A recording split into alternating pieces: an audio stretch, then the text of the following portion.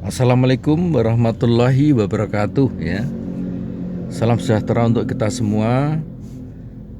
Selamat siang saudara-saudara, khususnya mahasiswa S2 pendidikan luar biasa ya.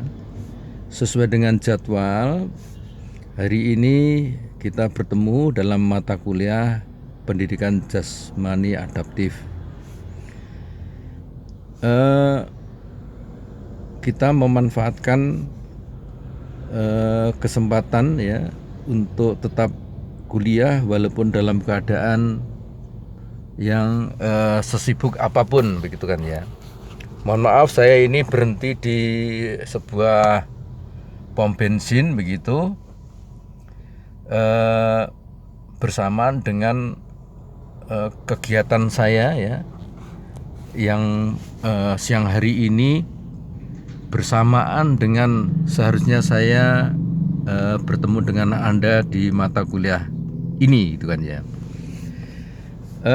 Harapannya walaupun kita tidak bertatap maya langsung ya, saya sengaja membuat rekaman video ini demi untuk memastikan bahwa perkuliahan ini tetap berlangsung ya secara asinkron gitu. Baik, saya hanya ingin menyampaikan satu hal, menambah materi yang kemarin sudah saya sampaikan ya di pertemuan sebelumnya. Jadi banyak hal yang sebenarnya perlu kita telaah ya kaitannya dengan pendidikan jasmani adaptif. Tetapi yang jelas bahwa anak-anak berkebutuhan khusus itu mereka memiliki hak yang sama ya dengan anak-anak reguler, termasuk di dalam mendapatkan akses di dalam proses pendidikan jasmani adaptif. Mereka memiliki sesuatu yang berbeda dengan kita. Mereka memiliki kebutuhan yang khas yang kaitannya dengan dalam tanda kutip keterbatasan yang dimilikinya. Karena pada sisi yang lain, yang bersangkutan sebenarnya memiliki potensi yang mungkin ya tidak dimiliki oleh orang-orang lain. Nah, itulah bahwa sekali lagi Tuhan Allah ya itu tidak pernah memproduk produk yang cacat ya, sehingga pengertian anak cacat sekali lagi itu harus diluruskan. Tetapi yang benar itu adalah anak dengan kemampuan yang berbeda. Jadi prinsip difabel itu lebih manusiawi dibandingkan menggunakan istilah-istilah yang lainnya. Nah, kemudian bagaimana dengan pendidikan jasmani adaptif ini? Pendidikan jasmani adaptif itu sebenarnya adalah bagian integral dari pendidikan secara umum. Jadi bagian integral itu maksudnya adalah menjadi bagian yang tidak terpisahkan dengan tujuan untuk mendukung tercapainya tujuan-tujuan pendidikan secara umum. Hanya saja kalau kita berbicara tentang pendidikan jasmani adaptif, itu artinya bahwa kita menggunakan medium aktivitas fisik ya dalam rangka dalam proses pembelajarannya untuk mencapai tujuan pendidikan pada umumnya. Jadi mencapai tujuan pendidikan itu bisa dilakukan dengan banyak hal. Melalui pendidikan jasmani, maka tujuan pendidikan itu dicapai dengan cara menggunakan medium aktivitas fisik. Mereka berlari bukan demi untuk suatu saat menjadi sprinter gitu kan ya, pelari cepat ya, dengan catatan waktu yang gemilang begitu. Mereka melompat bukan demi suatu saat kita arahkan menjadi pelompat yang berprestasi. Mereka bermain bola voli ya bersama teman-temannya bukan berarti suatu saat mereka kemudian kita arahkan menjadi tim nasional bola voli dan sebagainya. Jadi sebenarnya kita hanya meminjam olahraga itu demi untuk memberikan pengalaman empirik ya, interaktif satu di antara yang lainnya dalam rangka untuk mencapai tujuan pendidikan pada umumnya. Kerjasama di antara teman, berbagi alat ya, berbagi tempat, berbagi kesempatan, itu adalah bentuk-bentuk toleransi yang memang bisa dibentuk ya melalui aktivitas bermain. Nah ini dasarnya ya. Hal-hal yang sifatnya soft skill di dalam sebuah permainan itu yang kemudian akan kita transfer ketika kita menghadapi anak-anak yang berkebutuhan khusus. Jadi saluran-saluran semuanya kita buka ya, tanpa terhalang oleh handicap ya yang ada pada dirinya, dan kemudian kita berikan semacam situasi terbaik untuknya agar mereka itu tetap partisipatif ya dalam keterbatasan yang dimiliki. Itu esensinya seperti itu. Nah, apa yang sebenarnya ingin dikembangkan? Satu ya, mereka tetap aktif ya, karena dengan aktif itu secara fisik mereka akan mampu memelihara kebugaran. Kebugaran secara fisik, mental maupun sosial. Jadi berbicara tentang bugar itu bukan sebatas pada urusan-urusan yang sifatnya kejasmanian ya, tetapi mencakup keseluruhan ya, total fitness ya, itu fisik, mental, dan sosial. Dan ini yang dibutuhkan oleh mereka ya, tanpa terkecuali anak-anak dengan kebutuhan khusus tadi. Nah, satu hal yang sangat nyata itu ketika dia diberi kesempatan untuk partisipatif, bukan hanya kebugaran itu yang terbentuk, tetapi juga membangun rasa percaya diri. Jadi melalui permainan dirinya dengan orang yang lainnya ya, dengan teman-teman yang sama-sama berkebutuhan khusus ya, itu menjadikan mereka mengalami proses pertumbuhan kaitannya dengan rasa percaya diri.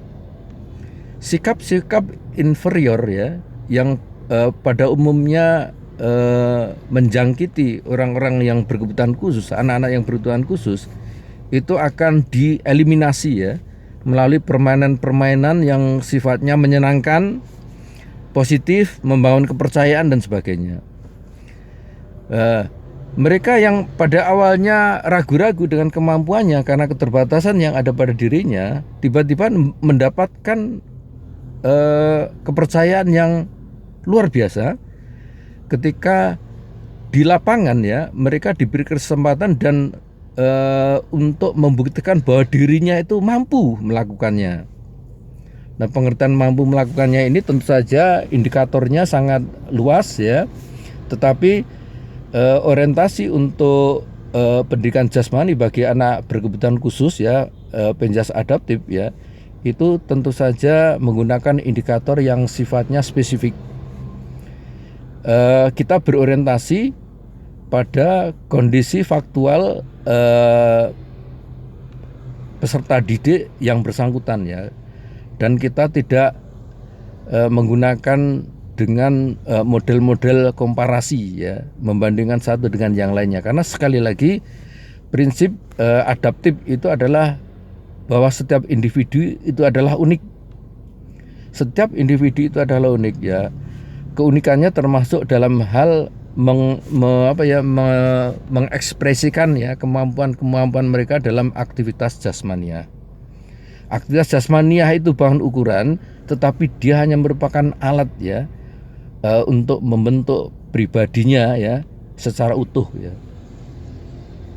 Jadi tadi kepercayaan diri. Nah, kemudian juga kemampuan kerjasama. Kemampuan kerjasama itu penting sekali ketika dia berinteraksi dengan teman-teman yang lainnya. Dalam situasi mereka harus berbagi peralatan misalnya. contoh mudahnya adalah lempar tangkap bola. Lempar tangkap bola itu pasti tidak bisa dilakukan sendirian. Perlu pasangan ya, mungkin paling tidak ada 2 orang ya, mungkin 3 orang, mungkin 4 orang atau 5 orang ya. Mereka melempar bola itu penjelasannya sangat luas ya.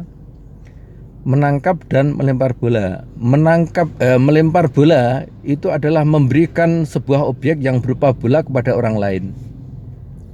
Melempar ya, mungkin dengan 1 tangan ya, mungkin dengan 2 tangan ya. Kemudian menangkap bola itu menyongsong objek yang diberikan oleh orang lain ya. Jadi ini adalah prinsip saling memberi dan menerima ya. Itu ternyata bisa diajarkan melalui lempar tangkap ini. Nah, kita tidak melihat bagaimana kualitas anak berkebutuhan khusus itu di dalam melempar bola. Kita juga tidak melihat semata-mata bagaimana kualitas anak berkebutuhan khusus itu dalam hal menangkap bola. Walaupun aktivitasnya itu melempar dan menangkap. Sekali lagi, bentuk melempar dan menangkap itu hanya sebuah instrumen, hanya sebuah alat, hanya sebuah media untuk mengajarkan hal-hal yang lain pada anak berkebutuhan khusus. Dan kemudian ada contoh-contoh yang lainnya ya. Kita ajak mereka untuk meniti di atas balok titian misalnya itu kan ya. Itu jadi mereka awalnya takut ya, kemudian harus kita bimbing. Kita yakinkan kepada mereka, kamu bisa melakukannya. Baiklah, untuk memastikan saya bantu untuk awal ini, tapi nanti setelah itu harus mandiri, mampu melakukan. Nah ini, balok titian itu kuncinya adalah fokus dan kemudian keseimbangan. Pada saat mereka itu meniti di atas balok titian, maka setiap anak berkebutuhan khusus itu akan mengerahkan kemampuan keseimbangannya, daya konsentrasinya dipadukan dalam satu aktivitas yang sangat sederhana, yaitu melintasi sebuah balok titian dari ujung ke ujung. Ya, pada awalnya mereka tentu saja grogi, takut, cemas, khawatir, itu wajar ya. Tetapi Anda sebagai orang yang kepingin melihat mereka itu mendapatkan manfaat dari aktivitas yang sederhana tadi, itu harus memberikan kesempatan yang berulang-ulang. Ya mungkin kesempatan pertama itu hanya mampu di tengah perjalanan, di tengah balok titian ya. Tetapi seiring dengan semakin banyaknya kesempatan yang diberikan kepada mereka, maka mereka tentu saja akan mendapatkan pengalaman yang berlebih ya, ketika melakukan percobaan berikutnya dan berikutnya. Dan akhirnya apa? Mereka akan terbiasa, kemudian mampu melintasi titian itu dari ujung ke ujung. Nah, ini adalah keberhasilan dari ujung ke ujung tanpa ada bantuan ya. Kemudian dia tidak mengalami gangguan keseimbangan, mampu mengerahkan konsentrasi ya. Ini pelajaran yang sangat luar biasa bagi mereka. Karena pada umumnya terutama anak-anak hiperaktif ya, kemudian juga autism ya, dan juga beberapa anak berkebutuhan khusus yang lainnya yang mengalami gangguan konsentrasi ya, itu akan mendapatkan terapi yang baik, rehabilitasi yang baik melalui aktivitas yang sederhana seperti ini. Nah, seperti itulah ya contoh-contoh real dan sederhana bagaimana pendidikan jasmani adaptif itu benar-benar bermanfaat dan dibutuhkan oleh anak-anak berkebutuhan khusus ya. Gitu ya. Nah, kemudian apa yang sebenarnya ingin kita titipkan melalui aktivitas itu? Dari pendidikan jasmani adaptif seperti tadi saya katakan, itu adalah bagian dari pendidikan pada umumnya, bagian integral dari pendidikan pada umumnya. Nah, sehingga di dalam aktivitas fisik tadi itu juga ada 3 hal yang nanti akan menjadi outcome ya. dalam proses pembelajaran. Yang pertama bahwa harus ada pengetahuan yang kita garis bawahi ya kaitannya dengan aktivitas itu. Jadi pengetahuan itu tidak dilakukan dengan cara duduk kemudian mendengarkan informasi-informasi yang disampaikan oleh guru atau orang lain ya. Tetapi pengetahuan itu dibangun sambil menjalankan aktivitas. Ya, misalnya memegang bola ya. Memegang bola itu dipegang dengan dua tangan ya, kemudian dilepas ya. Bola jatuh ke bawah ya, kemudian memantul. Nah, pengetahuan anak kaitannya dengan sifat bola yang lenting itu penting sekali. Mereka tahu mendapatkan pengalaman empirik bahwa bola yang memiliki sifat lenting itu ketika dilepas itu akan dipengaruhi oleh gravitasi ya. Dia turun ke bawah atau jatuh ya, kemudian memantul ke atas. Dibiarkan ya. Pantulan yang pertama pasti lebih tinggi, kemudian pantulan yang kedua lebih rendah, pantulan berikutnya semakin rendah, akhirnya pada saatnya bola itu akan berhenti. Nah, ini jadi pantulan ya. Pantulan ini menjadi hal yang penting bagi mereka untuk memahami fakta-fakta empirik. Seperti itu ya. Itu, dan kemudian pengetahuan yang lainnya pun itu bisa kaitannya dengan interaksi. Kalau tadi sifat kealaman ya tentang pantulan tadi. Nah, ketika mereka berinteraksi dengan orang lain, maka akan ada banyak pengetahuan lain yang tidak perlu kita jelaskan, tetapi mereka mendapatkan informasi itu ketika berinteraksi dalam situasi bermain. Yang pertama pengetahuan. Yang kedua adalah sikap ya. Sikap itu terbentuk tidak hanya disampaikan melalui penjelasan yang sifatnya oral gitu kan ya. Kita tidak bisa sikap yang baik itu adalah ini itu bolehlah seperti itu. Tetapi jauh lebih baik kalau yang namanya memberikan kompetensi sikap ya, pada ranah sikap itu dalam kondisi bermain ya. Kita bisa ngecek ya, di dalam bermain itu anak itu akan menunjukkan sikap yang sebenarnya itu di lapangan. Di lapangan itu individu tidak bisa menyembunyikan sifat aslinya. Misalnya ya, kita taruh bola di tengah lapangan. Kemudian, ayo anak-anak, itu ada bola di tengah lapangan. Ada 3 bola, silahkan mengambil ya. Anak-anak yang partisipatif maka dia akan merespon dengan cepat ya. Tetapi anak-anak yang apatis ya, itu kelelet-kelelet dan dia selalu menunggu apa yang dilakukan oleh orang lain. Kemudian anak egois itu akan mengambil 3 bola semuanya itu untuk dirinya. Nah, ini bagaimana sikap yang diberikan ketika kita beri perintah untuk memberikan respon, itu sekaligus menjadi sebuah informasi yang penting kaitannya dengan kapasitas sikap yang dimiliki oleh mereka. Nah, ini jadi ada banyak contoh yang lainnya ya, yang mungkin nanti akan kita lanjutkan pada diskusi pada pertemuan berikutnya. Nah, kemudian yang ketiga, yang pertama pengetahuan, yang kedua sikap, dan yang ketiga itu adalah keterampilan ya. Keterampilan itu ada keterampilan yang sifatnya hard ya, hard skill ya. Itu terutama ya yang dimaksud di sini itu adalah kemampuan para anak difabel ya, kaitannya melakukan aktivitas jasmania. Ya, jadi ada semacam keterampilan locomotion ya, lokomotor ya, berpindah tempat ya. Itu penting sekali ya. Itu adalah esensi dari keterampilan gerak yang sifatnya dasar ya, berpindah dari satu tempat ke tempat yang lainnya. Berjalan, berlari, melompat itu ya. Jadi termasuk kombinasi di antara tiganya. Ini penting sekali ya. Dan kemudian kita kombinasikan dengan aktivitas manipulatif ya. Aktivitas manipulatif itu adalah di dalam gerak itu kita anak memainkan objek. Misalnya Berjalan tidak hanya berjalan dengan kaki kosong ya, tetapi dengan menggiring bola dari satu titik ke titik yang lainnya.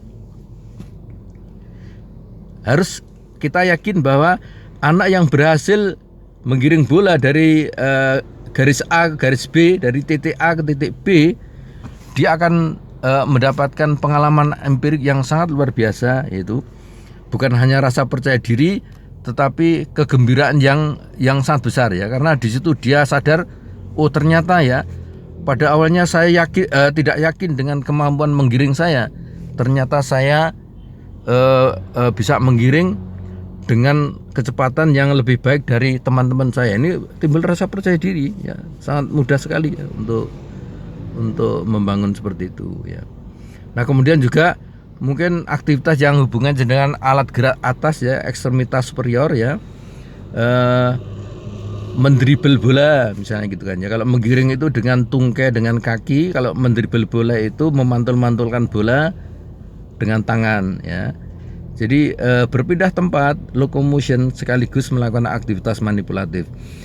Ini juga tidak sekedar menggerakkan tangan, karena begitu anak itu mendribel bola, maka yang bersangkutan itu akan mengembangkan kemampuan koordinasi mata dan tangan. Demikian pula tadi pada waktu menggiring bola ya dengan kaki ya, otomatis yang bersangkutan akan mengeksplor ya potensi dia di dalam mengembangkan koordinasi mata dan kaki. Seperti itu ya, sangat luar biasa, dan ini menjadi terapi yang nilainya adalah fisik, mental, dan sosial. Demikian saudara-saudara ya, jadi apa yang saya sampaikan ini mudah-mudahan menjadi semacam pemantik begitu untuk memberikan dorongan para mahasiswa untuk mempelajari lebih lanjut lagi kaitannya dengan pendidikan jasmani adaptif. Begitu, mudah-mudahan yang saya sampaikan ini ada manfaatnya, dan bila mana ada sesuatu yang kurang berkenan, saya mohon maaf yang sebesar-besarnya. Tetap semangat ya, saling mendoakan semoga kita semuanya dalam keadaan tetap sehat walafiat. Terima kasih. Assalamualaikum warahmatullahi wabarakatuh. Selamat siang ya.